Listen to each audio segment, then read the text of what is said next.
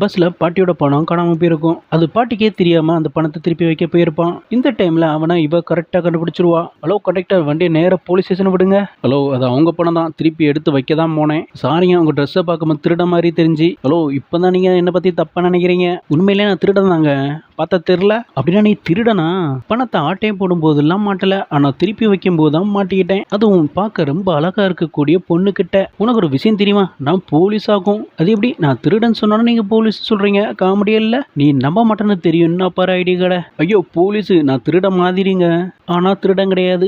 நானும் அதே மாதிரி தாங்க, போலீஸ் கிடையாதுங்க, போலீஸ் மாதிரி ட்ரைனிங்ல தான் இருக்கேன். என்னோட பேரு மாறன்ங்க. உங்க பேர் என்னன்னு தெரிஞ்சுக்கலாமா? என்னோட பேரு ஜானகி. நம்ம இன்னையில இந்த ஃப்ரெண்ட்ஸ் ஆயிரலாமே. அதுவும் திருடன் போலீஸ் காம்பினேஷன் சூப்பரா இருக்கும். கை மட்டும் கொடுத்து பாருங்க. என்னோட மொபைல் நம்பர் சொல்றேன், நோட் பண்ணிக்கோங்க. அதானே தெரியுமே, 100 தானே.